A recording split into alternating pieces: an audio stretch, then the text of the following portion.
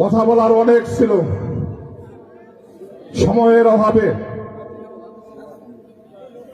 এশার জামাত আপনার নামাজের জামাত আপনার 8:30টায়, আমাদের নির্বাচনী আচরণ বিধি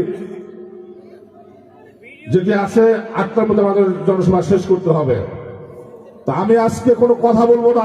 এই মাঠে আপনাদের সামনে আমি দীর্ঘ 30 বছর যাবৎ অনেক মিটিং করেছি, আপনার অনেক সভা করেছি, আপনাদের সামনে আমার অনেক কথা হয়েছে।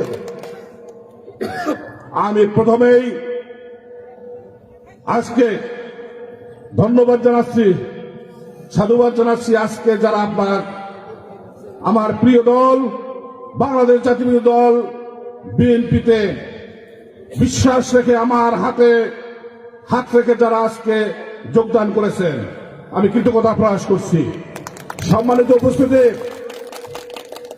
আমি গোরলবাসীর প্রতি কি বলবো, আজকে যারা জয়েন করেছেন, আমি মনে করি যে আজকে সারা গোরলবাসী দল মত নির্বিশেষে আপনার ঐক্য হয়েছে, আর সেই ঐক্যের প্রতীক বানিয়েছে আমাকে।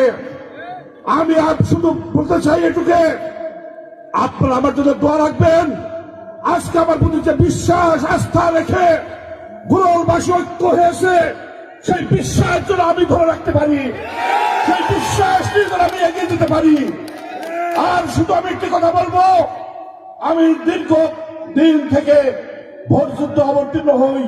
এই গোরলে আমি প্রতিটি ভোটে বিপুল ভোটের ব্যবহারে আমাকে আপনারা জয়লাভ করেছেন। আমি আপনাদের প্রতি কৃতজ্ঞতা প্রকাশ করছি। আমি আপনাদের প্রতি অনেক কৃতজ্ঞ। আমি আপনাদের কাছে ঋণী। আমি যেন আগামীতে আপনাদের প্রতিনিধিত্ব করার সুযোগ পেলে আমি যেন আপনাদের ঋণ শোধ করতে পারি, এই জন্য আপনারা আমার জন্য দোয়া করবেন। আর বক্তব্য নয়, আমি আজকে আপনাদেরকে দায়িত্ব দিচ্ছি যে আপনারা কাঁধে কাঁধ মিলে আজ থেকে এই নির্বাচন দিন পর্যন্ত ভোট যুদ্ধ করে যাবেন, কাঁধে কাঁধ মিলে ভোট প্রার্থনা করবেন। আমার বিশ্বাস, যদি আপনারা কাঁধে কাঁধ মিলে ভোট যুদ্ধ অবতীর্ণ হন, তাহলে আমরা বিপুল ভোটের ব্যবধানে আসনটি দেশ কার্যক্রমে আবেদন জানাবো। আর আমার সেই বিশ্বাস রয়েছে গোরলবাসীর প্রতি।